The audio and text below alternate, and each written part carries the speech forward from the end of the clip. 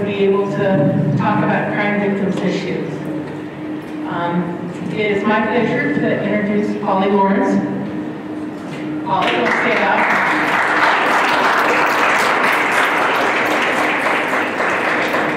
Polly is a co-chair of our crime victims caucuses. We are the only state in the United States that has a crime victim caucus. The United States Congress has one, and we've modeled ours after that. Polly's done a lot of hard work to bring the issue of crime victims to the legislature, and I appreciate that so very much. This is September 25th, which is a very special day for crime victims. It's the National Day of Remembrance, where what we do is that we remember loved ones who have died through homicide. And because of that day, we set this event now. And what I'd like to have happen is I would like for us to take one moment of silence to honor all those people who we have lost through homicide. So if you would join me.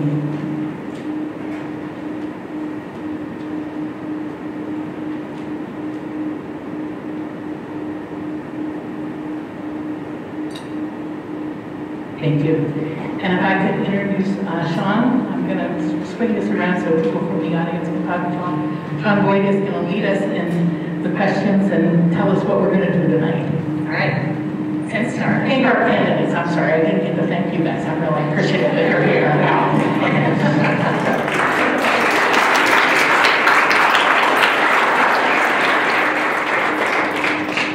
I just wanted to start out by saying, on a personal note, I'm doing I'm moderating quite a few debates this particular election, but this one really is a special one, and I mean it. I cover the state legislature, and I will tell you I am so thankful for all the work that COVA and MAD do. They really do a lot to make our state a safer place, so I am glad to be able to help out in a small way tonight. I want to start out by just announcing our sponsors. Rocky Mountain Biohazard, Bacchus and Schenker, LLC, MAD, Colorado, Capital Focus, LLC, and special thanks to the Rose Hammond Center for allowing us use of their space.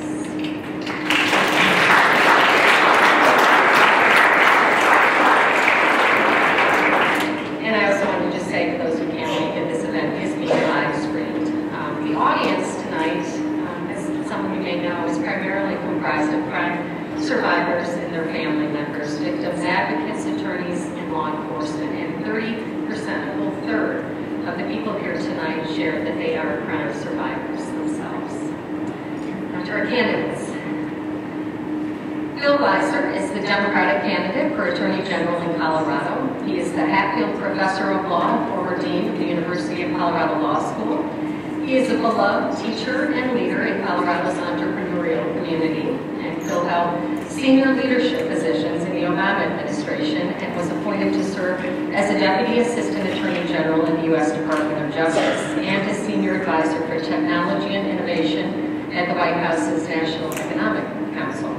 At CU Law, Bill founded the Silicon Flatiron Center for Law, Technology, and Entrepreneurship, litigated civil rights cases, co-chaired Governor Bill Ritter's Innovation Council, and served on President Obama's transition team, overseeing the Federal Trade Commission. Earlier in his career, Bill served in President Clinton's Department of Justice. After graduating law school, Bill worked in Denver for Judge Ebell on the 10th Circuit Court of Appeals and held 2 clerkships at the United States Supreme Court for Justices Byron White and Ruth Bader Ginsburg.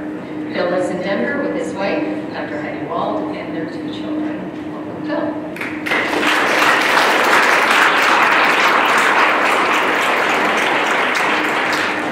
George Brauchler is the Republican candidate for Attorney General in Colorado. He is a middle-class kid from Lakewood whose strong desire to serve his community, his state, and his country started early. Like his wife and young children, he is the product of public education. To help pay for college, he earned a U.S. Army ROTC scholarship and took it to the University of Colorado Boulder, where he received a degree in economics in Arapahoe, Douglas, Elbert, and Lincoln counties. It is a jurisdiction larger than the state of Connecticut and 45% more populous than Denver. Since taking office in 2013, George has created one of the most transparent and fiscally responsible public offices in the state.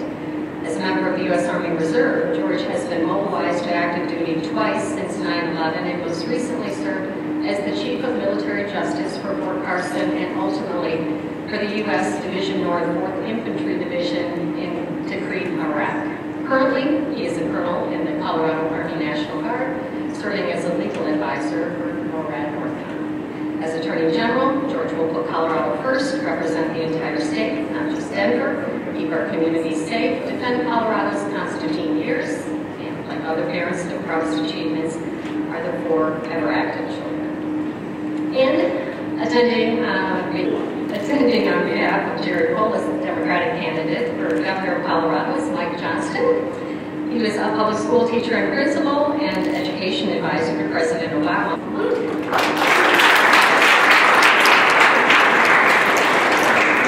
I'll just briefly go over the format.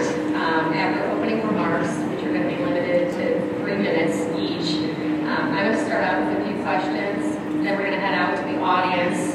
We've got some people who submitted questions in advance, and we'll be taking their questions. We're going to have any spontaneous questions tonight. We'd like you to keep your answers to 2 to 3 minutes so we can cover a lot of ground. And anything you miss, you can include in your closing remarks, which will, again, we'll leave about 3 minutes each for those. So, sound good? All right, let's get started. Our first question. What are the biggest issues facing Colorado's criminal justice system? And why don't we start here and move left to right? Joe?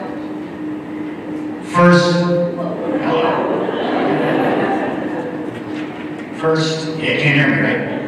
First, I want is a national model. This is what we need to be doing. Working together, bringing a range of services to support victims.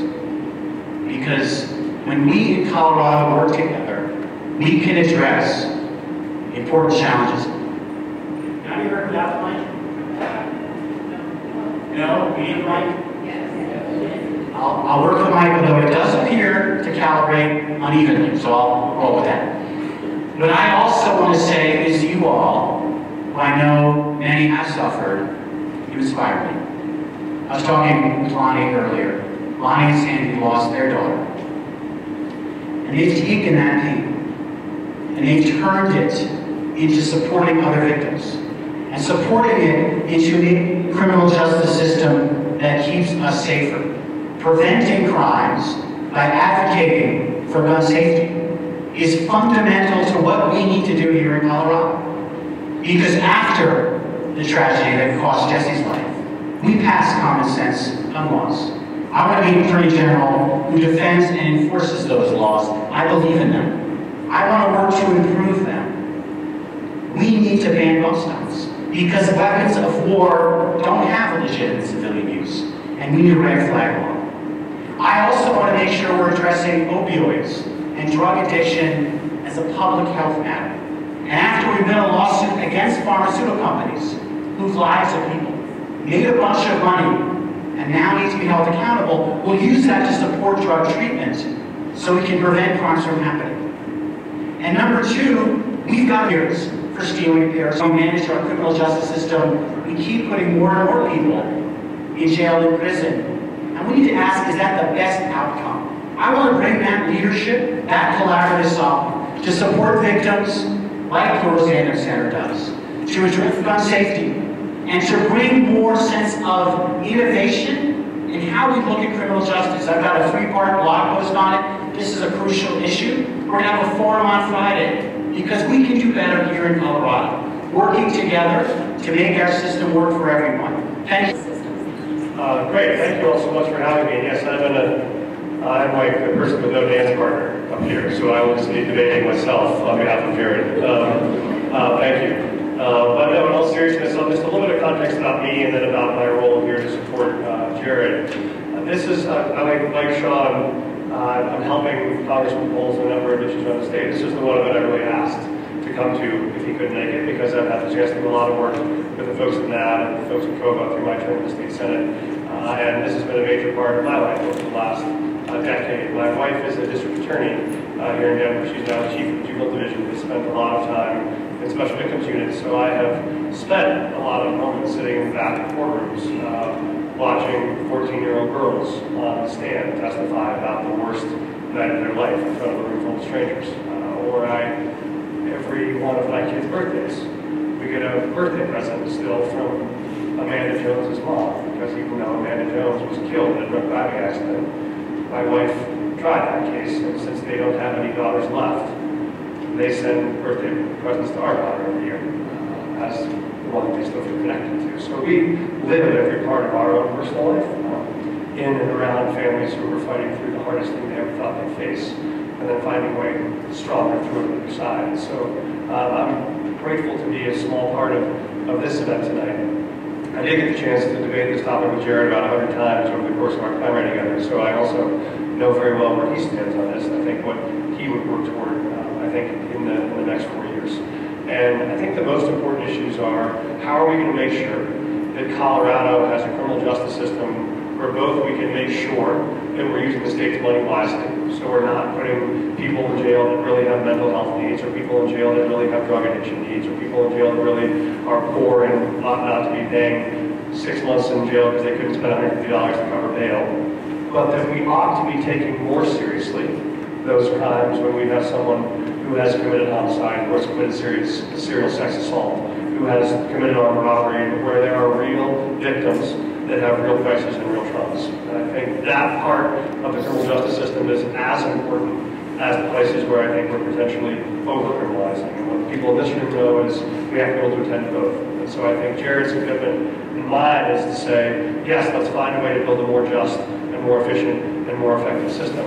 But to do that means, most of all, that we deliver on the promise to give justice to those people who have lost the most. I think that's heart what our criminal justice system has to do, what Jared would commit to delivering as governor. So I'm delighted to be here tonight with you and talk a little more about what those policies look like. Thanks for having me.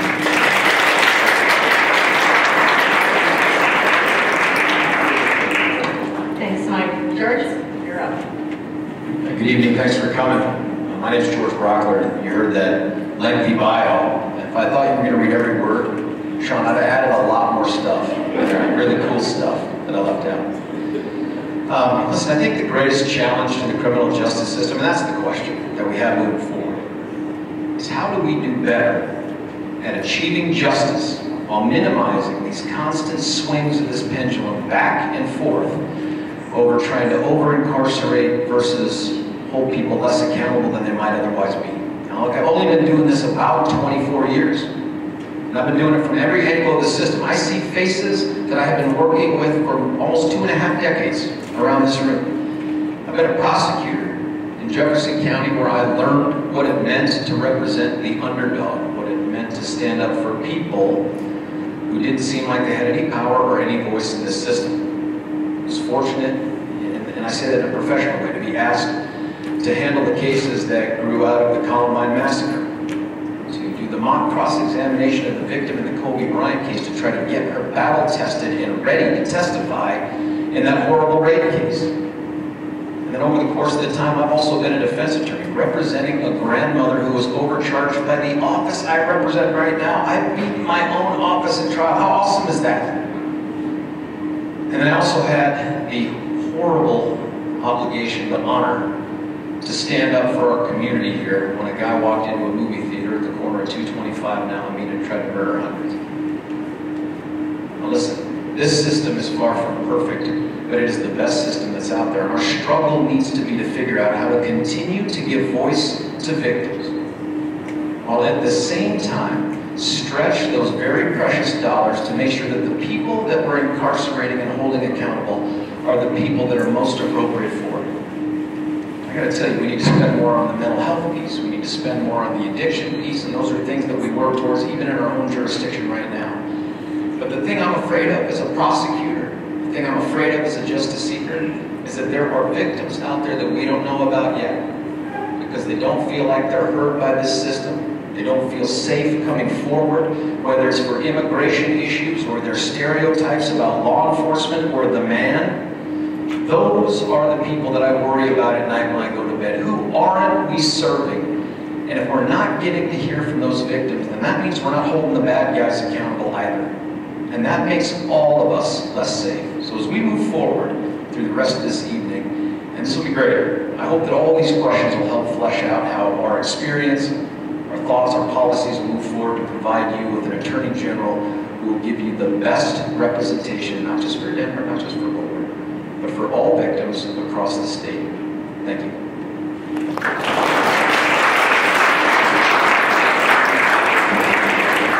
Thank you, George.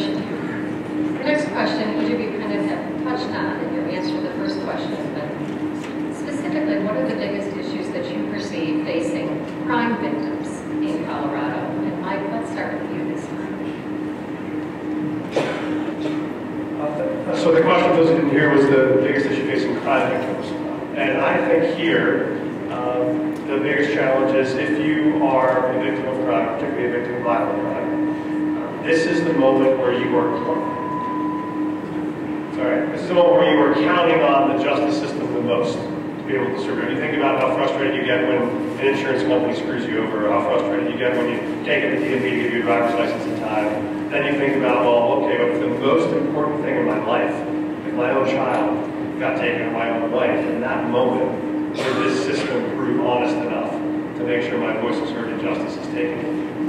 I think that is what people are not always certain. I think they always feel like either they can't get fair access to courts, they're not sure that they have the chance to tell or share their story, or if they do, there is too much leniency on the other side of the ledger for people who maybe have committed multiple crimes and not been held accountable. And so I think this is the fine balance to make sure that yes, we seek rehabilitation when we can. We find ways to get non-violent offenders into treatment and out of the criminal justice system. But when there are crimes with victims, that those victims' voices are heard early and heard often, and that they are considered both by judges and juries around how often and how long someone ought to be put away and what their freedoms ought to be when they come out. So I think our first obligation ought to be to making sure that person that lost the most is made the most whole. I think our system has to be focused on that if we're going to call it a justice system in the first place.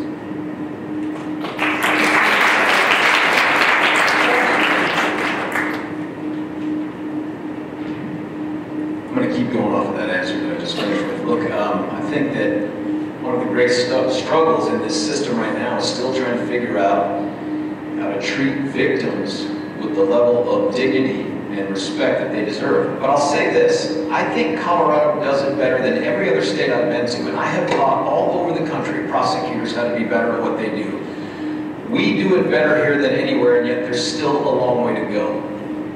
Far too often, I hear from victims that it feels like this is a system that is dedicated to protecting the rights of the offender, the person that victimized them, more than them. And yet we have an amendment that requires us to give certain information that we never had to in the past and to provide input in a way we never did before. I think that this system moves too slowly, and yet there's a reason why it moves too slowly.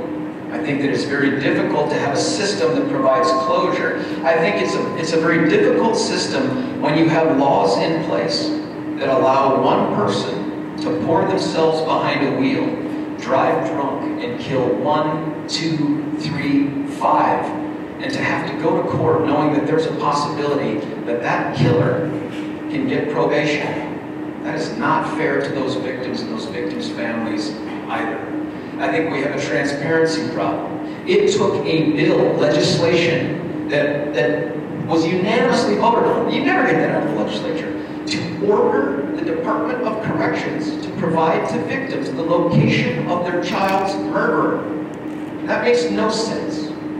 So as we continue to move forward, what we need to do is to continue to invest the time, resources, and expertise in finding those areas where victims are underserved, undervalued, they're not given dignity and respect, and we restore that to them in this system. There must be the promise of prison for those worst of the worst charges. There must be the promise of the information that gives them some sense of control and power in a place where they lack both. When you talk about legislation and people fighting for transparency, fighting for empowerment of victims, and I wish Rhonda Fields were here, she's one. But to tell you how nonpartisan this issue is, the other one is sitting right here next to her empty seat, Polly Lawrence. This is not a Republican or Democrat issue. There are no Republican victims and Democrat constituents. There is only the law, due process, equal protection of the law, and someone that knows how to achieve that for victims. That's the biggest challenge for victims as we move forward in this criminal justice system. Thank you.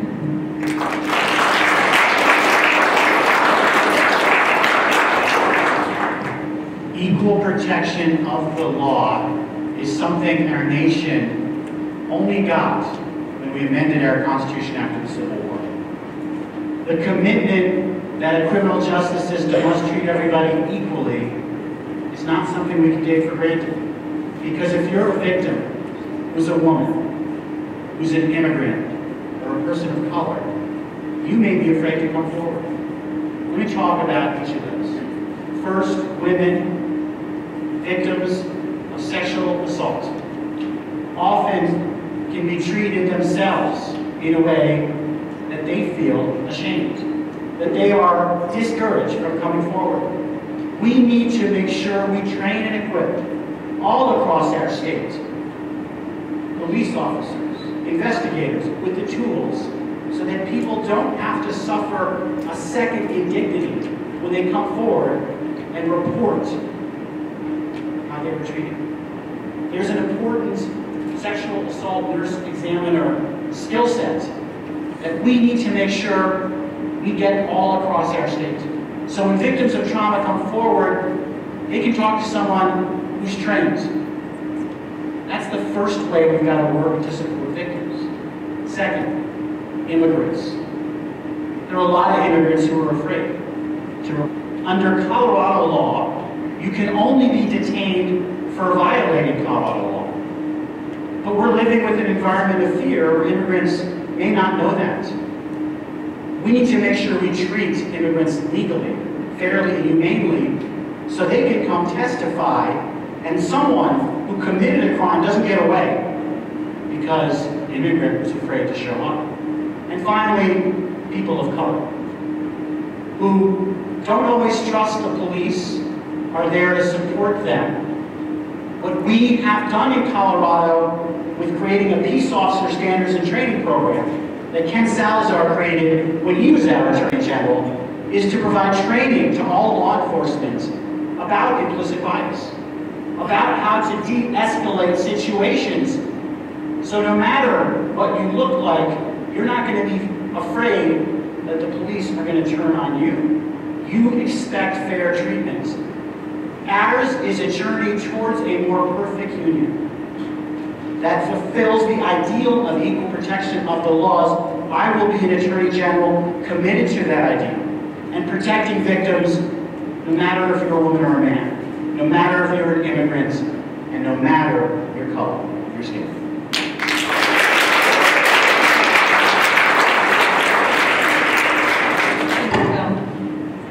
Our third question, how will you balance the rights of offenders and valid social justice concerns with the rights of crime victims and public safety?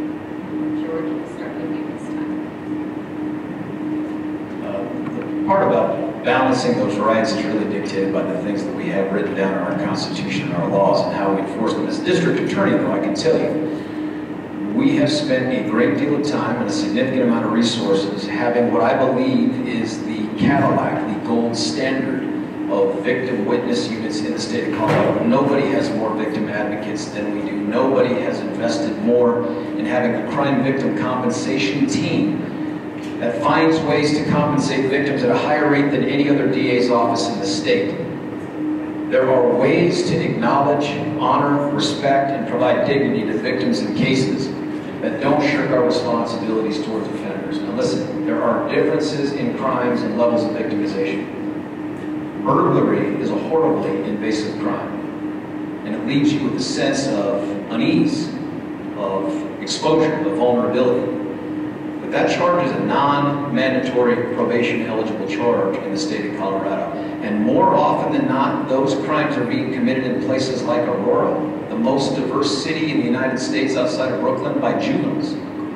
Our system has gone out of its way to try to divert juveniles from the system for legitimate reasons, and what it has done is embolden groups of gangs and other affiliated juveniles to commit more property crimes.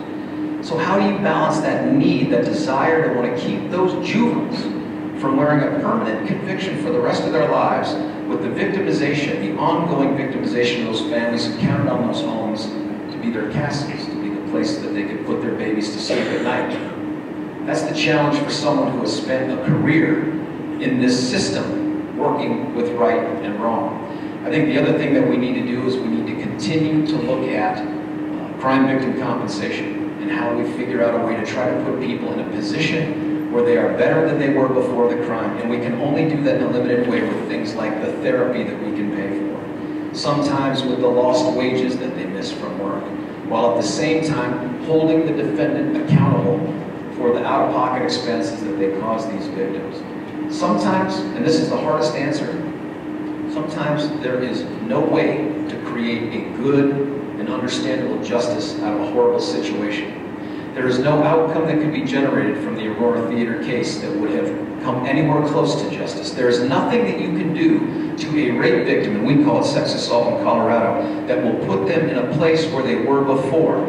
Sometimes, the answer is you do everything you can under the law and you lock up the bad guy to make sure they don't make any other victims. As Attorney General, I know the difference between those that need to be locked up and those that need to be reformed. And that's what I'll do. Thank you.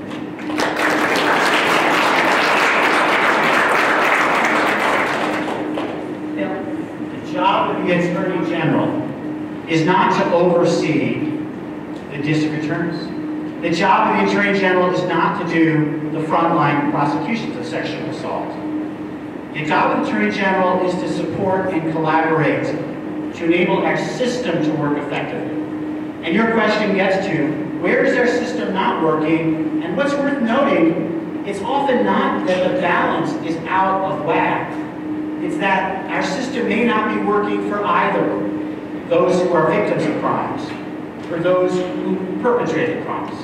When we don't solve crimes at all, our system's not working. When the victim isn't heard and walks away saying, I'm not going to bother pressing charges, our system is not working. When the victim doesn't want a 15-year-old locked up for 5 years as an adult, and they are anyway, our system is not working. The challenge of justice is to both honor victims' lived experience and the situation at hand.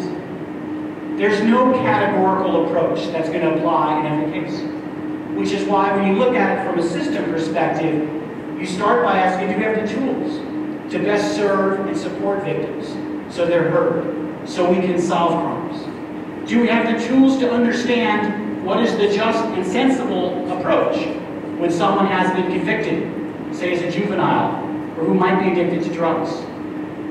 This is a challenge we can take on here in Colorado. We in Colorado, we are innovative. When Ken Salazar developed Post, when the Rose and Andem Center was built, it wasn't like they had models, because we're pioneers. When we decided not to put marijuana users in jail, we were the first, because we didn't think that was a smart approach. We've got a lot of work to do in criminal justice reform, and the way we'll do it is together. And I want to be Attorney General who works with all the sheriffs, victims advocates, district attorneys, and ask the questions, how do we get smarter about managing criminal justice system that right now often looks like, if all you have is a hammer, everything looks like a nail. So I'm going to bring that spirit of collaboration and innovation to our Attorney General's office to support and work with the district attorneys, victim advocates, sheriffs, and others, because I know we can do better. Thank you.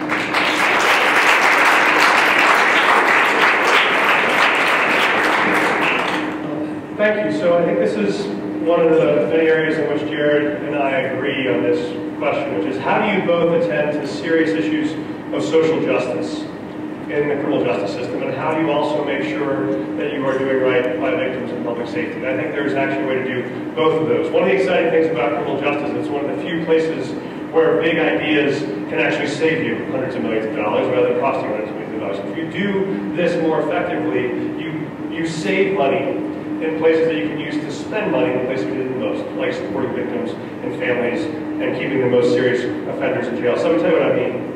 I think one thing Jared would do as governor is to say we ought to stop criminalizing mental health, which means you ought to be able to identify folks thank you. We want to start identifying folks who have real mental health needs and making sure that rather than spending $40,000 a year to put them in prison, where they have very little chance of either getting rehabilitated or coming out and being better off than they were when they went in, we actually spend the money to put them into treatment that would cost less than that and get far better outcomes. Similarly, we ought to stop criminalizing drug addiction. Because if we know that your major battle is addiction, we ought to save the $40,000 a year to incarcerate you and instead put you into the treatment opportunities that allow you to get the services and supports you need to get back on your feet. If you want to see one of the most tear-jerking experiences you'll ever have, we was at a drug court graduation here in Denver, and you watch those people who put their lives back together after multiple failures and now have a family to go back to. And part of this is, yes, we should stop criminalizing poverty, which means you should also not hold people in prison because they can't pay the price of a ticket and leave them there for 6 months.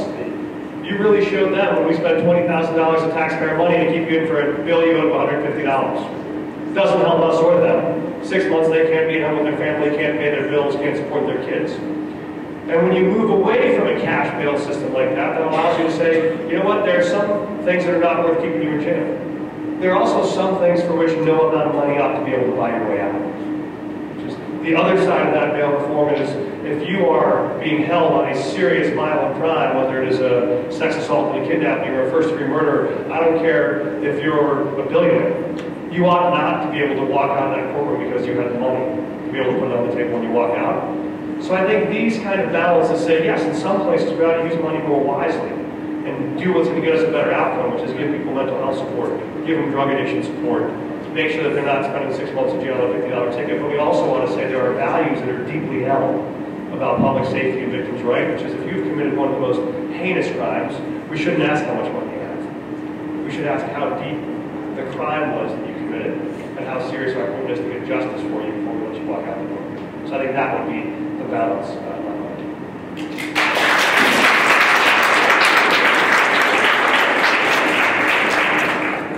Mentioned off the top that I covered the state legislature. Every year we have criminal justice bills that are passed down there. I'm wondering, do you think any of the criminal justice reforms passed in Colorado over the last several years should be revisited?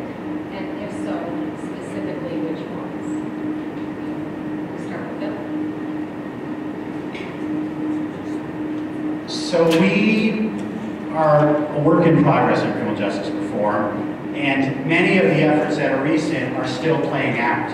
And so we need to my mind, look at what tools we have and how they're working. I wouldn't be quick to revisit any too much. In fact, I personally think there's still more work to be doing on this. So let me pick up on one that I think at best is a work in progress, and that's bail reform. Something I hope all of us can agree we desperately need. Because the principle that New Jersey just followed through on is you just stay in jail. But if you are not a flight risk, and you're unlikely to commit more crimes, but can't afford bail, money shouldn't be what keeps you there. We haven't dealt with this. In fact, we almost passed a bill this session that would have helped clarify the standard on bail. It didn't get through. Unfortunately, the Attorney General's office wasn't pushing in that direction of reforming cash bail. So my answer, Sean, is we've got, I'd say, more work to do, both evaluating what we have to, but more importantly, looking at issues like this reform of cash bail to how we have a smarter, fairer, and more humane criminal justice system. Thank you.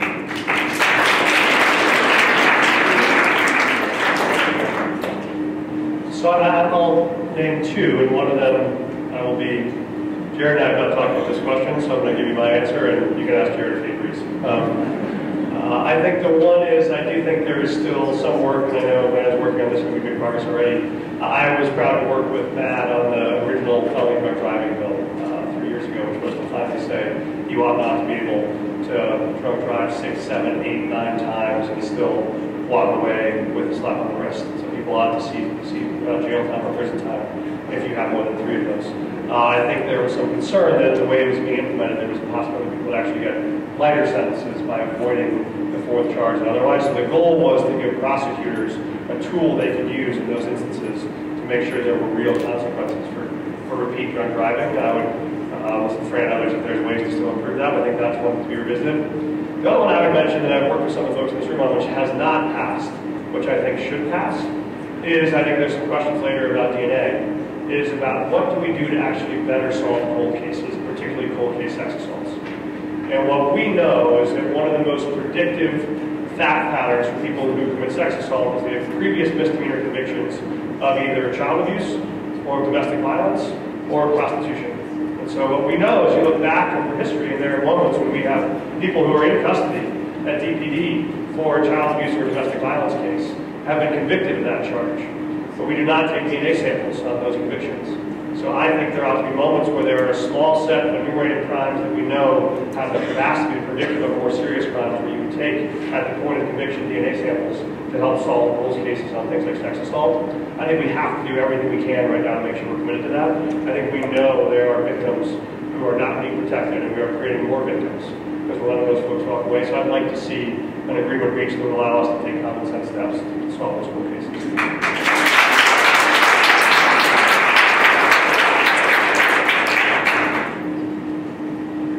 I'm going to tell you something you may not find that surprising, but crime is on the rise. Not just here in Denver, but all over the state of Colorado, all over the country. Violent crime is on the rise. Car burglaries are on the rise. Gun violence is on the rise.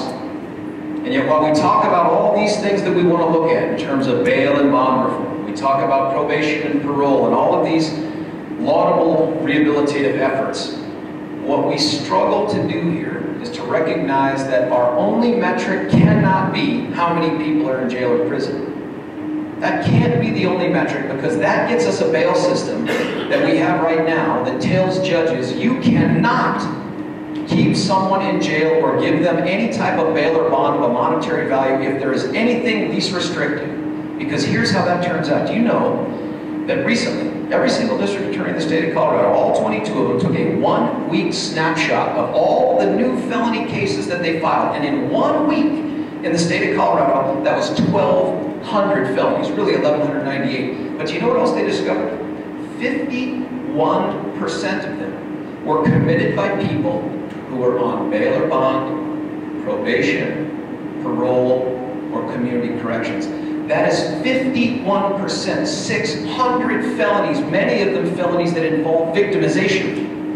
Because we have turned our backs on real reform and trying to discover the root cause of why people do what they do and who needs to be locked up, and instead use the only metric as just how many people are in jail or prison. Now let me tell you the other thing we need to take a look at. We have gone out of our way to take discretion out of the hands of elected and accountable prosecutors, accountable to you, term limited, to 2 4-year terms. We've taken it out of their hands and given it to judges. And are there any judges in here? Any spouses of judges? Retired? Oh my God! No, but your husband's the exception. Here's what we've done. We have created a system. We've created a system where you can take a person who was the most awesomest divorce attorney on the planet Earth, and if the governor gives them the special blessing and the robe the next day, they could be sitting in judgment of your case, where you're the victim of a crime, or a sentencing on a child rapist. And that is cuckoo for Cocoa Puffs, man. That makes no sense. They couldn't have represented you in a case. They couldn't have represented the defendant because they don't have the expertise, but we empower them to make more and more decisions about bail and bond, about revoking probation, and about what's the appropriate sentence in cases that they are ill-equipped to do it. Now, Ethan Feldman's the exception because he was a wonderful prosecutor and a brilliant defense attorney. But that's the exception anymore. So when we talk about reform, it can't just be numbers, and it can't just be about trying to push more and more things to the people in robes whose backgrounds we don't know and we're less likely to trust. Thank you.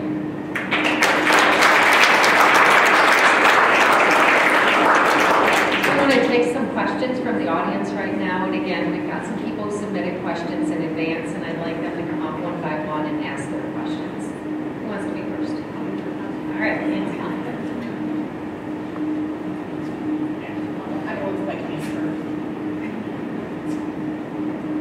So COVA has helped many communities respond to mass tragedy, particularly mass tragedy incidents like Columbine High School, the Aurora shooting, Planned Parenthood, Colorado Springs, Las Vegas, and Sandy Hook Elementary. What can be done to prevent future victimizations? What specific steps will you take to prevent mass shootings if you are elected? Mike, are you the first to tell me that? thank you for that question. And this is one in which Jared and I deeply agree. I served in the state senate after the Roy Theater shooting. And so after that happened, we had this debate where people said, oh gosh, another tragedy, but I guess there's nothing we can do. There is something you can do. You just have to have the courage to do it, it turns out. And so in that moment we did. I was very proud. I helped lead the effort on the magazine bans. We helped lead the effort on universal background checks. And this is an area of deep disagreement between Jared Polis and Walker State, which is Jared has said he will protect those and he'll go farther. He'll pass red flag laws, which is what protects the lives of officers like Zachary Parrish. And then he'll ban bump stocks, which means you don't have the ability to bring weapons of mass destruction on the streets of Colorado. Walker said the opposite. Walker said he would repeal the magazine ban and he would repeal universal background checks. If you look at what can be done, if you look at every one of those mass shootings in this country over the last 20 years, almost every one of them involves one of those four barriers. Either a missed red flag, either a high capacity magazine, a missed background check, or a bump stock. If Colorado has all four of those in place, you have done the best thing we can to both say, yes, this is a state that respects the Second Amendment and respects the right of folks to hunt and shoot, ski, and protect their homes like I do. I'm a gun owner and proud to be one. But we are also saying we're going to protect the law enforcement officers and the kids trying to go to a movie or trying to go to school who ought not to face an AR-15 with a 9-round magazine when they walk into that place. I think that is a fair ask of our next governor and one of the promise that Jared Polis would keep.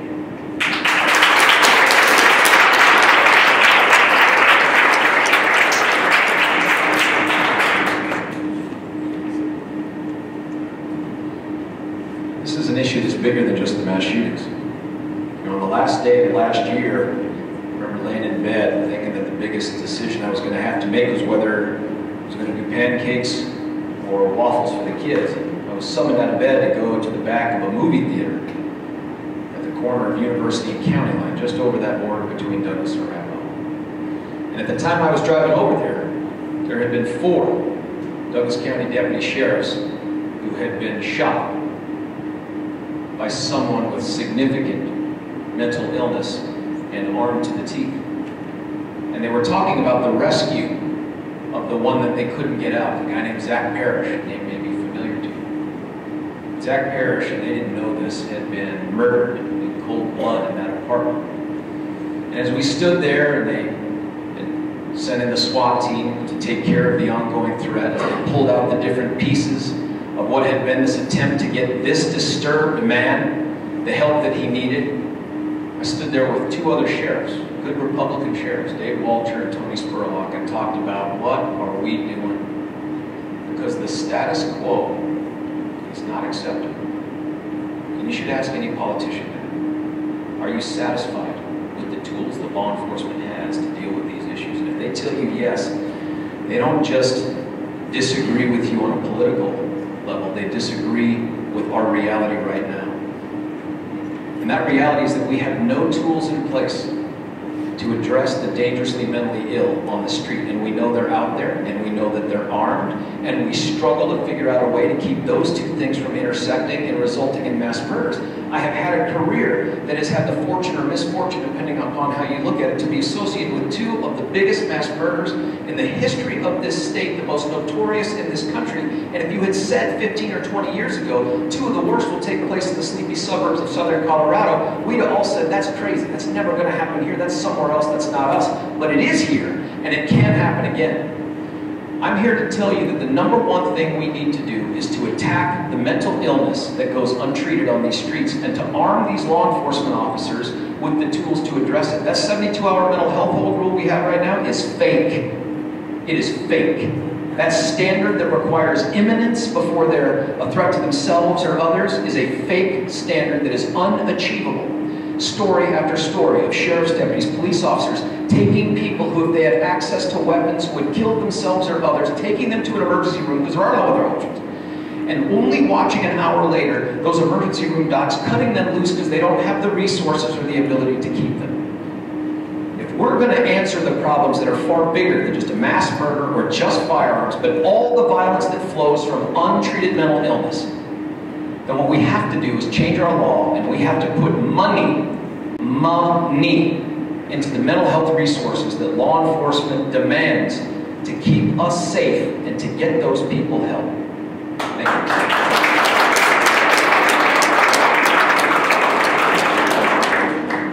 So Mike offered 4 critical steps. I'm going to add 2 more. I'm for all 6 of those. I really appreciate your leadership and commitment, George, on the red flag. That's an important one of the 6. Let me go over the other ones.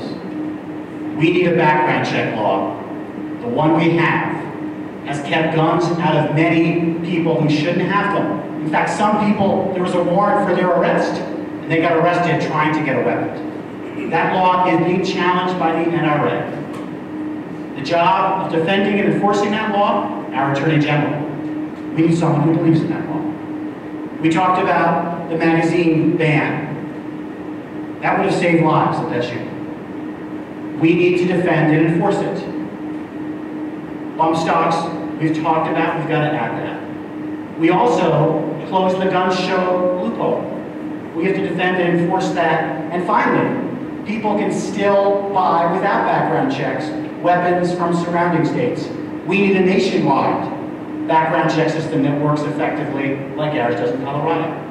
That's the legal set of tools that we need and that I will promise to defend and enforce fully and effectively as your Attorney General. Number 2, and another example of collaborative work and innovation, now housed in the Attorney General's office, Safe to Tell, is a crucial program. That came out of the learning from Columbine. And it provides a system. If someone who is thinking about, talking about a mass murder is told in this system, we have tools and abilities to check and to stop it before it happens. So I will put effort and lead Safe to Tell, an important component of the Attorney General's office. And finally, as the Washington AG has done, in a very collaborative and innovative way, safe gun storage matters, because more people die of suicides than of homicides. And the Attorney General doesn't just sit back and defend and enforce the law, and that's very important when the NRA challenges our gun protection laws, but that's not enough. We've got to support innovative programs like Safe to Tell and create new programs like the one I'll create around safe gun storage, which involves education and best practice. Because we here in Colorado are committed to doing better. And on gun violence, we have an urgent need to do that. Thank you.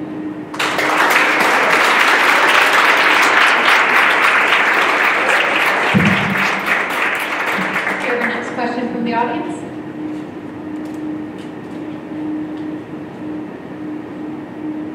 Traffic fatalities are not victimless crimes. So what is your position on drug and distracted driving prevention, enforcement, and adjudication to reduce deaths and victimization? Was it you, George? Sorry, lost track. That's a question that's near and dear to my heart. Let me tell you about our jurisdiction. It's not just 1 million people and a little bit bigger than the size of Connecticut. It has more DUIs every single year than any other jurisdiction in the state of Colorado, and it's been that way for 12 plus years. It's something I take seriously because what we know is all the other crimes that we talk about, we have some ability through a change of behavior or precautionary steps to protect ourselves from, but not DUI. Unless you're going to be a shut-in, or you're only going to walk between buildings, you are at risk for a DUI fatality, and we have had them at every time of day, every day of the week. Mark Trostel knows it. Every road in every part of the state has had a drunk driver. The only way you can protect yourself is to stay off those roads, and that is not a reality in 2018. So here's what we've done. We have created in our office a team of what we're going to call vertical prosecutors. No handing off cases once you've met a victim or had a case filed, of hard chargers who are dedicated to vehicular homicide, vehicular assault prosecution. And when that case comes in the door, they'll see it through to the end, and you know what I'm talking about. I'm proud of the fact that Mothers Against Drunk Drivers has honored our office every single year I've been in office with at least a recognition for the Victim Advocate of the Year, or the prosecutor of the year, or this year, the vehicular homicide team that we put together that does nothing but go after the people that kill because they can't or won't stop drunk driving. Here's the problem. That great law that Mike talked about over here, that one, 4 DUIs is too many. 3 DUIs is appropriate. And you know what we just had to do? We amended the law to provide for some mandatory time, but it's not prison, it's jail. That shifted that cost to the counties instead of the state bearing it so we can keep the fiscal note low, and that's silly. That we would let a fiscal note stand between us and protecting our families from repeat drunk drivers. And get this, you'd be shocked to know, we don't have a bunch of people with 4 DUIs driving on our roads. We have people with 10, 12, 15. And when those people pour themselves behind the wheel and kill, sometimes more than one, they should never go into court believing they have the chance to walk out of it. No victim should go in wondering if the person that killed their nephew or their daughter is going to be sent home with an ankle monitor. There should be the promise of prison for repeat drunk drivers. And if we don't address it now, we're going to have this crowd grow every single year. Mothers Against Drunk Drivers with Fran Lancer will continue to grow with victims every single year. If we want to be serious about public safety, we'll start with the crime that could make any of us at any time, including after this, a victim. As your Attorney General, I'll advocate for the same thing statewide that I've done in the DA's office, and we're going to push for better laws to protect us. Thank you.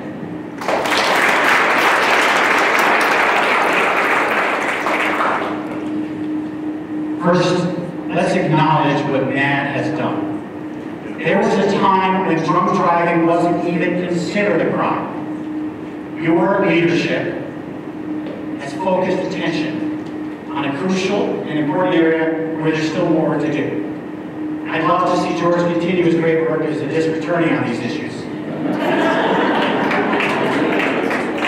I want to bring the tools of the Attorney General's office to help give more tools across our state, because technology is advancing. When I worked for President Obama, I worked on giving public safety the tools to have access to an interoperable wireless broadband network.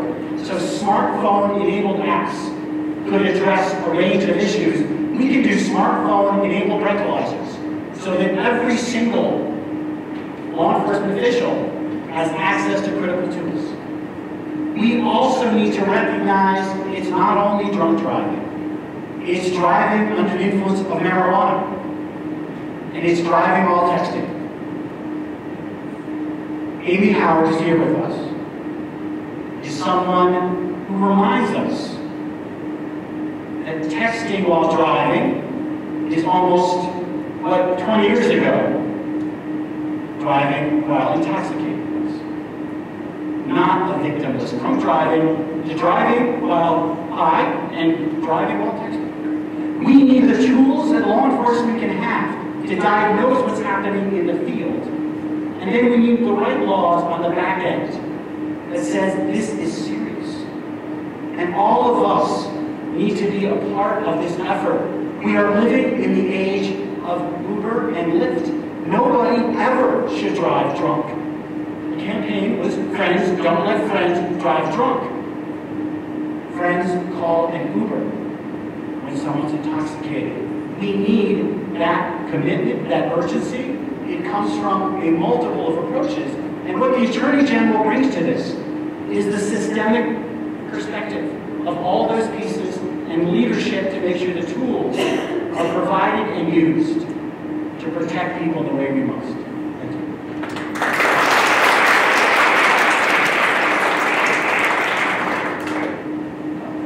As George said, I think we all have a story that proves the power of your question. I remember years when I was 18, and I was home for the summer for my freshman year of college, and got the call from my best friend that her roommate had just been killed by a drunk driver in the middle of the night driving home from New York City, Virginia. There was 20 of us who had to fly out to Green Bay area, 19-year-old girl who was just starting her life. There are many other stories like that in this room. Kids going to school at 8 o'clock in the morning being killed by a drunk driver. And so I think this, and I've been very proud to work on the felony DUI bill, also on the driving while high bill, to be know that was a big battle. There's a lot of people who wanted there to be no standard or to be no enforcement. That's just not a risk you can take in this state. Jared has worked on this at the federal level. He proposed and passed legislation to study and evaluate the need for nationwide standards for driving the influence of marijuana, because that will become an increasing risk around the state. So I think this is an issue where there ought to be strong bipartisan support to say what we ought to do is make sure the streets are safe. One of the things that make them the most dangerous right now, if anything, are someone behind the wheel of a 4,000-pound vehicle that is either not paying attention, not capable of paying attention. That is more dangerous than shooting a shotgun down the middle of Colfax as you drive a 4,000-pound truck when you're drunk. And so I think too many of us look at this as just an innocent mistake that someone makes. That is true. We all make mistakes. But mistakes that cost people lives have to be looked at very differently. And they have to be treated differently. And that means, yes, we have to respond earlier. We have to provide intervention. But the intervention is we've gotten a breathalyzer lock device on your car, and you're still finding a way to get someone else's car into your hands and drive anyway. You are now such a risk to public safety. This is a different question than did you have one too many glasses of wine at the Christmas party. So I think these crimes are very, very serious, and they ought to be treated with that kind of seriousness, particularly for the victims who have raised their voices to make sure we do that.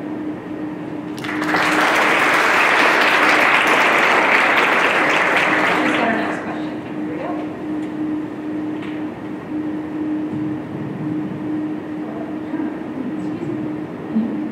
Okay, I was very soft-spoken, so this is a challenge for me.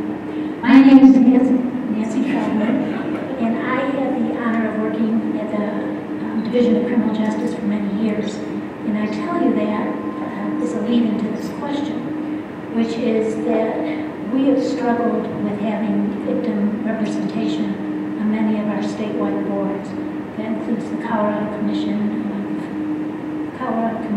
Juvenile, Criminal and Juvenile Justice, or whatever we call it now, the Domestic Violence Board, Sex Offender Management Board.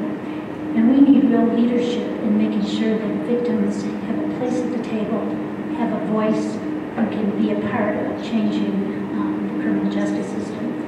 So I'd be interested in your ideas of how you can provide that leadership to these boards and ultimately to the community. Thank you. Thank you, Nancy, and let me second George's point about Ethan. There's a word for lawyers like Ethan, a lawyer's lawyer, which means when lawyers want a lawyer, he's the sort of person we turn to because of his integrity. And integrity is a robust word because it means a lot.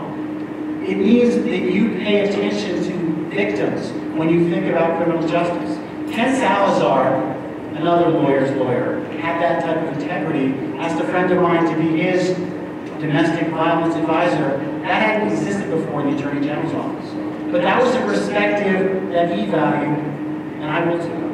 I will make sure that we have victims advocates and community engagement to engage with victims in a way that builds on what we've done since Ken Salazar. That means the support of the Rose Anton Center is not a bug, it's a feature. It's core to what the Attorney General's office must be about to build relationships. It is crucial to have victims, advocates, and victims of crimes on boards representing a point of view. It's also crucial to have ongoing relationships across our state with people who want to be engaged in just the way that Sandy and Lonnie are. People who have suffered a more heinous experience than most of us can ever imagine, and who are committed to giving back. That's what makes us stronger, bringing people together in ways that we in Colorado can be a model for the nation. There's a lot of quick blame shifting, responsibility shifting. That's not me. I want to bring people together to the table about problem solving. And the only way you do that is by getting all the voices at the table, particularly victims.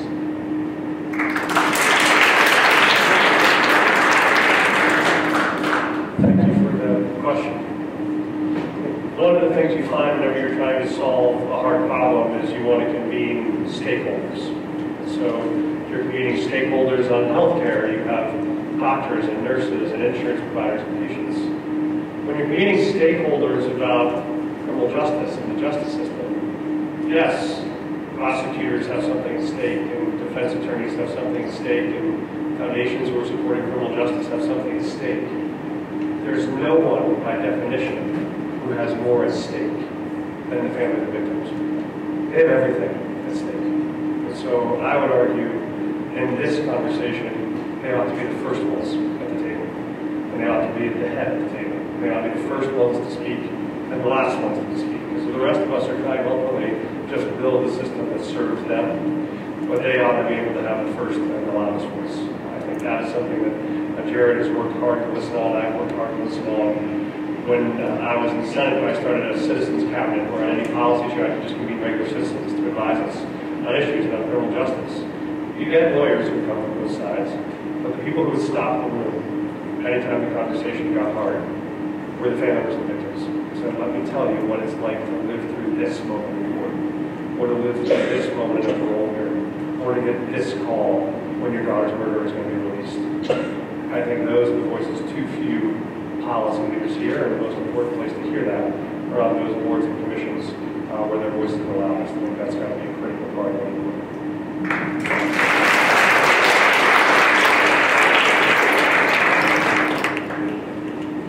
Well, you're right. In the Attorney General's office, know this, there's something called the Domestic Violence Fatality Review Board, and it exists to take a look at those cases that have resulted in domestic violence fatalities and sort of do this, forgive me, post-mortem on them to determine what were the things that were missed, what were the things that could have been done better, what should law enforcement have done differently with the response, what were the telltale signs, was it strangulation? And we absolutely must have victim representation on boards like that, but I want to go more than that. Not just domestic violence. I would like us to focus on, there's a statewide child fatality review board. I'd like to see us have a human trafficking review board in the Attorney General's office and have a human trafficking victim to be part of that process.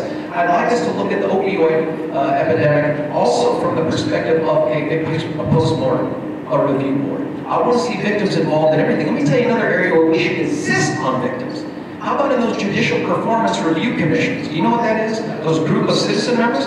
Let me tell you how it impacts COVA. There are an increasing number of judges every single day who are told by statute, you must assess certain fees and fines against the bad guys, the defendants, the convicted.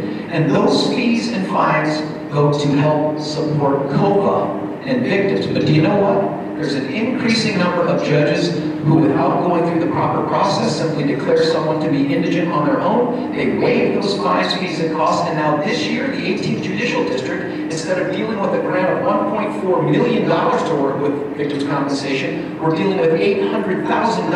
That is a $600,000 hit that will only impact one group, and that's victims, and that's because they don't have a voice on judicial performance review commissions.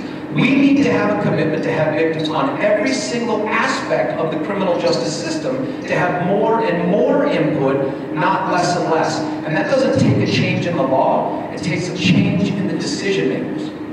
It takes a change in the person who is pulling the levers and making the appointments. And from the Attorney General's office, I will put an increasing number of victims in a position to have influence over the decisions that we make about how to handle cases, potential changes in the law, and the way that we go about enforcing those laws. Thank you.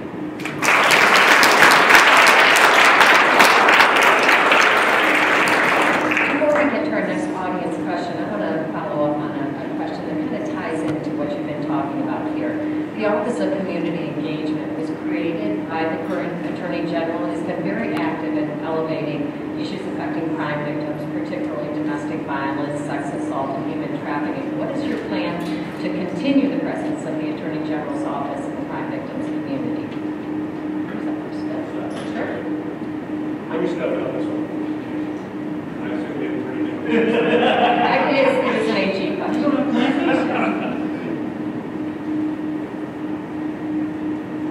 You probably don't know this, but of the 10 sections of the Attorney General's office, there's one that's called this Office of Community Engagement. It is the only section of the office that has no attorneys in it, which by definition means it is the sanest sections of the Attorney General's office. But what it does is fantastic, great work out into the community. Now, it doesn't deal with the individual victims directly, but what it does do is to facilitate the different programs that help bring victims to the table. And when I talk to you about that Domestic Violence Fatality Review Board, that's a big one. That falls under that Office of Community Engagement. And I'd like to see that expanded. I mentioned that before. Human trafficking is a scourge in this community. Let me tell you, in the 18th Judicial District, we just recently, I'd say within the last 3 years, went to the county commissioners and said, we think we have a big enough problem that we need to have a standalone human trafficking prosecutor and an investigator. And those county commissioners were awesome. They squeezed the sponge hard, and they came up with the pennies to do that. And let me tell you about that team, because that team is as victim-focused as you can be, and I want to bring that same focus to the Office of Community Engagement, the AG's office. We have this year, within the last 9 months, earned the largest sentence to prison for a human trafficker in the history of the United States of America. 472 years for this person who had enslaved these women. We also have lured away from Denver, if there's ever Denver PD guys back there, the best human trafficking investigator in the state of Colorado, a guy named Dan Steele, and we paid him less to do more because that's where his passion was. The prosecutor was just named the FBI's Prosecutor of the Year. That investigator has received, I think, Investigator of the Year from the AG's office. We need to take people like that and bring that expertise into the Office of Community Engagement for the specific purpose of outreach to the victims groups that we still haven't tapped yet. That human trafficking issue has two components. The sex piece, which we're all aware of. Those are the salacious stories that we hear about, and we've done a great job of cracking down where we found it. But there's another piece that the Attorney General's office can focus even more resources on, and that's the labor trafficking part of this. And it's not the same thing that we see here in Denver that it is out on the east, up in the north, down in the southwest and the southeast, and even the northwest. So to make that Office of Community Engagement truly engaging all of Colorado's communities, we need to expand the way that we think about this. And I want to create review boards for each of these individual crimes that seem to attack the most vulnerable the most often. And as your Attorney General, I'll do just that. Thank you.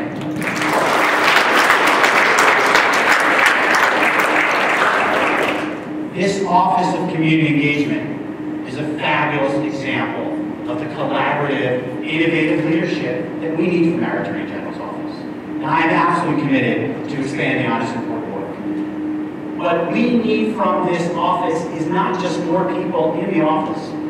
We need the spirit of that office to infuse the entire Attorney General's office. Because when I'm Attorney General, I start from the premise, I'm the lawyer for the people of Colorado. Which means you start by listening and learning from communities, victims of crime, of consumer fraud, of discrimination, of unclean water and unclean air. Our Attorney General's office can only be as effective as the relationship we have across our state. Which is why I also want lawyers to live across the state and telecommute, giving us greater connectivity to communities across our states. I also want us to be aware how many different languages are spoken here in Colorado. Not just in Aurora, but in Fort Morgan. In other jurisdictions, we need all communities to know this is the office for all the people. And we are there to listen and learn and protect and defend the rights of all Coloradans, both against crime, consumer fraud, pollution of air, land, air, and water. That's what we expect from our Attorney General's office.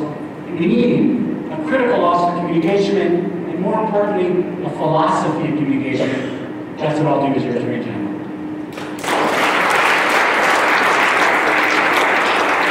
Are there an audience member question?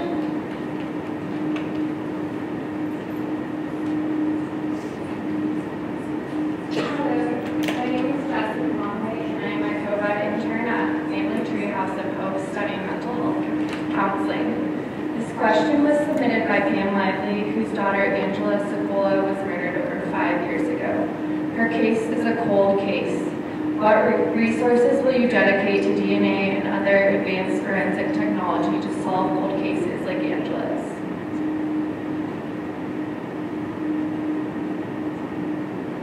I can begin to understand the pain that Pam was feeling. Having lost a loved one without so much as a clear lead, without accountability. The work that is done in our community by Crime Stoppers is crucial on these issues.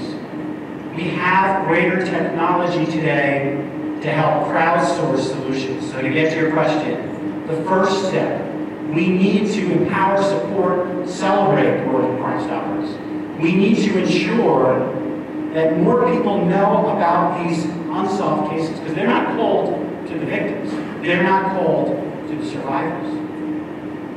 We also have to, when you deal with rural areas, recognize the incredible disadvantage they are at in a lack of resources. The Attorney General's office has a major crimes unit.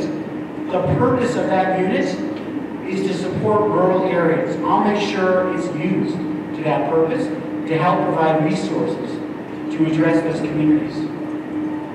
The Attorney General is the legal counsel to the Colorado Bureau of Investigation, making sure it uses those resources appropriately, including for those cold cases.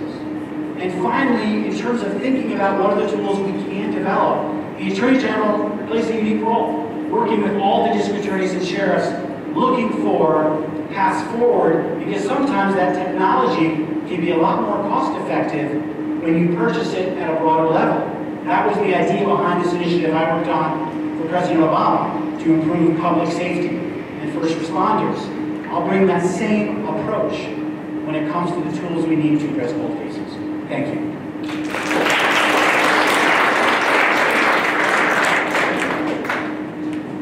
I lost my 10-year-old son once. I was in the mountain with him. And I remember the way that it felt when I realized I had lost him. And the way that your heart starts to beat unstoppably. And then you start thinking about what the things are you would do to find him. And it was pretty much anything. You think about people who wear the military uniform in this country who know that there is someone who is down in the line of fire and what they are willing to do to make sure they get that person back safely. My wife in Dave's office, she carries a badge. My daughter thinks she's a police officer because she carries a badge. But that badge is the promise to say, I will go in after whichever of your loved ones are missing, as long and as hard as it takes until we find them. I think for us to know that there are victims of crime out there for whom we are not doing everything we can to try to get them justice would be us falling short of that basic promise. And so DNA, and no one I think has led more on this than Mitch Morris did at the DA's office in Denver, has revolutionized part of what's possible in the Denver DA's office. I said there's technology available to us now. There would be no reason for us not to use in all the ways that are possible. It wouldn't make sense to say, oh, you have someone who's absconded with a child on an Amber Alert, yet we wouldn't want to ping their cell phone to know where they are. If we think you have a child, we're going to get whatever the cell phone record we need to track you down. I think that same question has to be in play, because if we have reasonable information along with due process to be able to identify the perpetrators of serious crimes, we have to use that information as well as we can. I think there are opportunities to do that, like the one I described earlier, about people who have been convicted of previous crimes that we know are predictive. Our refusal to gather DNA in those moments are what lead to that person walking out the door and walking right back out onto the streets of Colorado and making another victim out of someone that didn't have to be one. I think that's got to be our first commitment, and one we have to do everything we can to defend.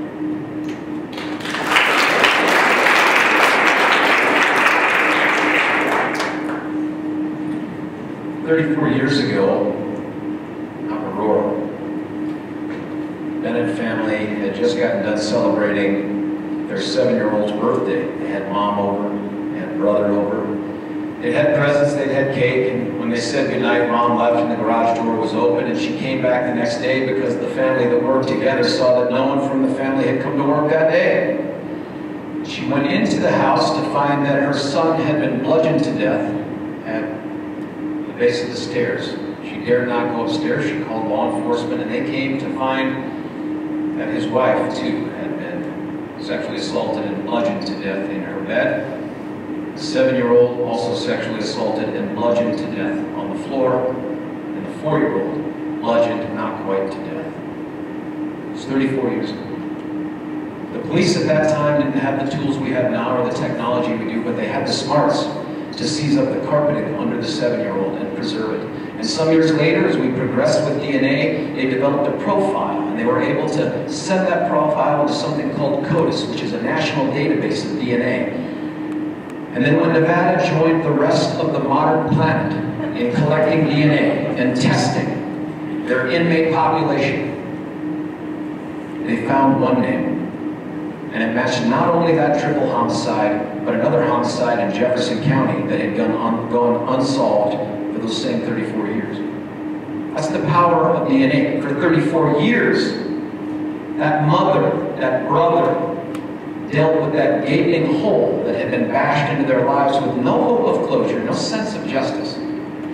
So when I took over this office as district attorney, and again, like every answer I've given you, I don't have to tell you about the things I want to do, or I've heard about, or read about. I'm going to tell you about the things I've done. I created a cold case unit to address the 200 unsolved murders that we had in that giant jurisdiction. And you know, to this date, we have put away 8 people in prison, held accountable for murders that they committed. They were otherwise walking around the mall with us at Christmas.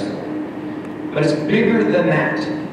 We need to have an attorney general who will advocate to every other remaining state that doesn't test their inmate population, that doesn't seize DNA at the time of conviction, that they need to do that not just for them, but for the potential victims out here whose assailants, rapists, killers are still out there in their prisons that we can get.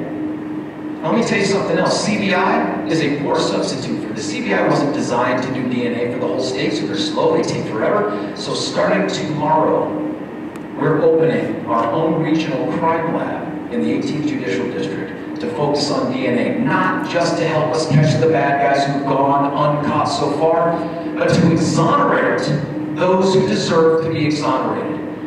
And I could not stand here in this room and stop without acknowledging Mr. DNA, Mitch Morrissey, just because his wife is here right here. Mitch Morrissey has put us at the tip of the spear on DNA. I thank him for his leadership, and as your Attorney General, I'll pick up that ball and run it into the end zone. Thank you very much.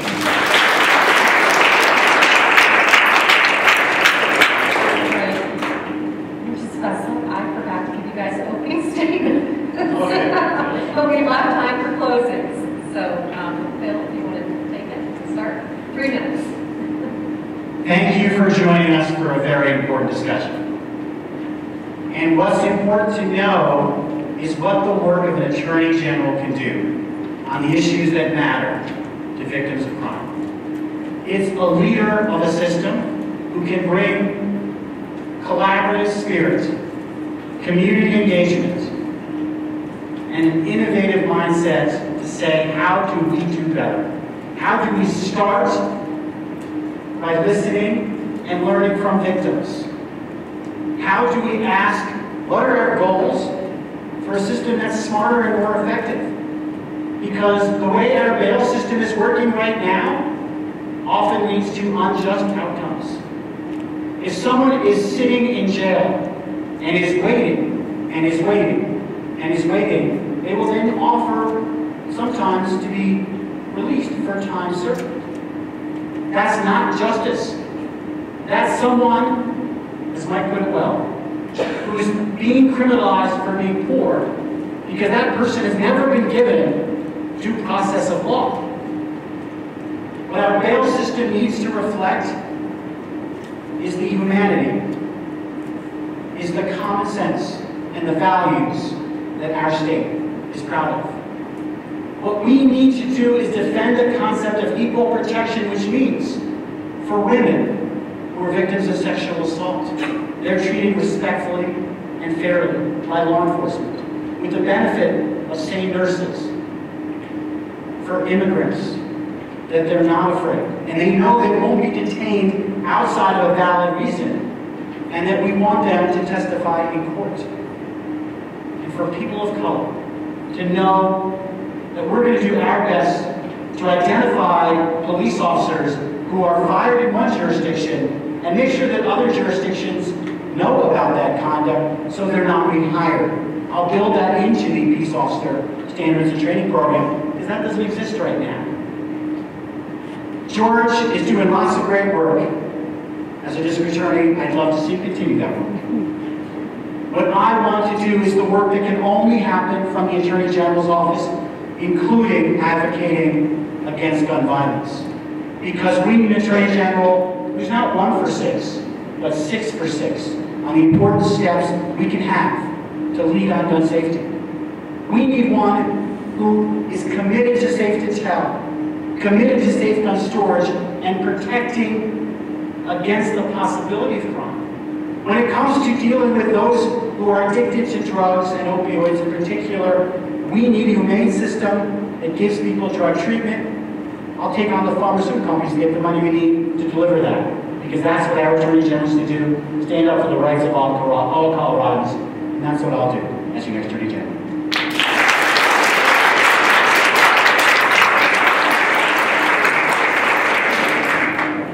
I'm delighted to be here tonight on Jared Polis's behalf. As I said, this was an event I asked to do, and he asked me to do because we both thought it was so important. I can tell you, I've looked at all the polling that you have on what do Coloradans think is the most important issue to them. And I can tell you on all those polls, criminal justice ranks somewhere like 5th or 6th or 7th or 8th. Because it is nobody's most important issue until it happens to them. And then it is the single most important issue of all. When I come up into bed at night, my wife is there on her computer watching a video of a 6-year-old giving a testimony about being sexually assaulted. There is no more important issue in that family's life. They don't care how bad the traffic was getting on I-25 that day, or how many kids there were in the first grade class. They care if she's going to be able to get out of bed and go to her first grade class at all. And so my dad always used to say, when people show you who they are, believe them. One of the things that tonight was about was who is going to be here to listen and to be your voice in the governor's office. I think it matters that there was only one campaign that cared enough to be here to listen tonight. I think that's showing you who they are in powerful ways.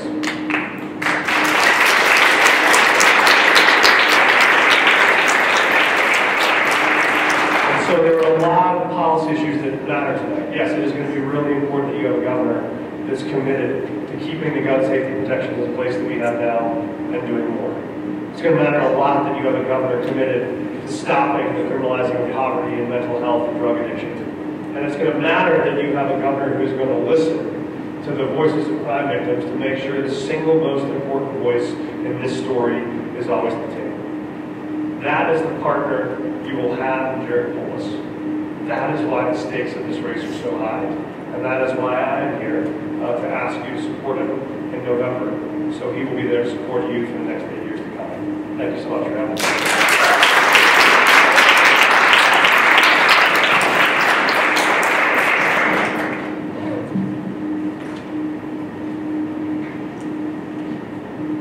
You are hiring a lawyer.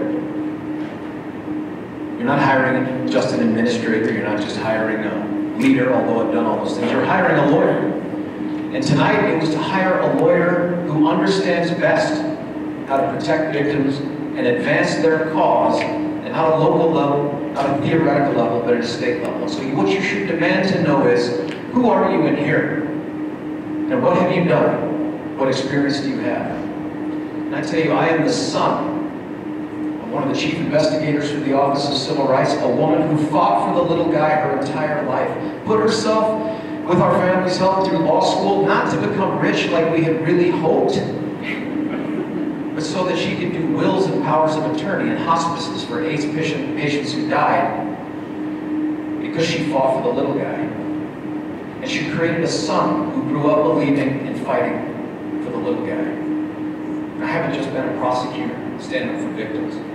I've been a defense attorney fighting for those who are overcharged or who are innocent of the accusations made against them. You know, I've been a civil attorney.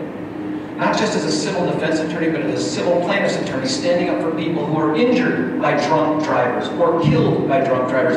I represented victims, Berkey Harris, Charlie Pico, their only son, their miracle son late in life, stabbed to death in a bar maybe half a mile from here. And I represented them through that process.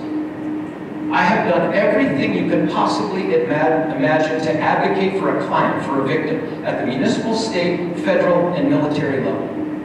The next victim I fight for will not be the first victim I fight for. It has been my career for 24 years. And when you are going to hire someone for an important task, you want to know that they've done that task before. That it's not about platitudes. It's not about theories and nice words. It's about action. And that has been my entire career. Whether it has been to stand up for the horror in Columbine, to have to work with great people with whom we have legitimate political disagreements, but to fight for the horror that happened to their beautiful daughter on July 20th, 2012, whether to try to tell the victim of a sex assault, we don't have enough. We can't go forward. I've done it. And sadly, I've done it more than once. Look, as Attorney General, this issue, this place, this isn't a place for on-the-job learning. This is a place for a leadership, an expertise that you know you can count on when it comes to advocating for laws that will provide greater transparency, greater accountability, greater access for victims. That this is the guy that has been under the Gold Dome doing that year in and year out while I have been in the position that I'm in now. If you trust me with your vote, if you honor me with your vote, you will have the greatest victim champion Attorney General that we can remember. Because that has been my entire career. Thank you.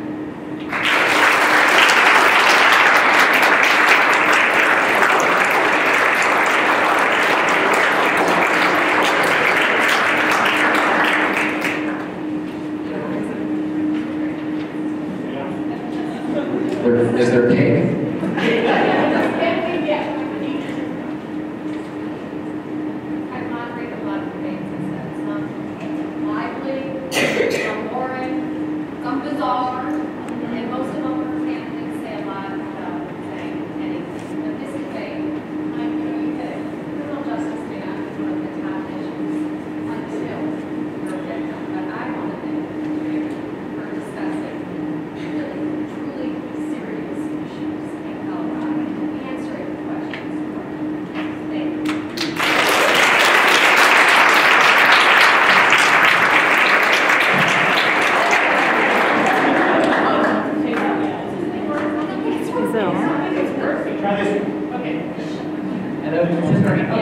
First of all, I want to thank Sean for doing a lovely, lovely job.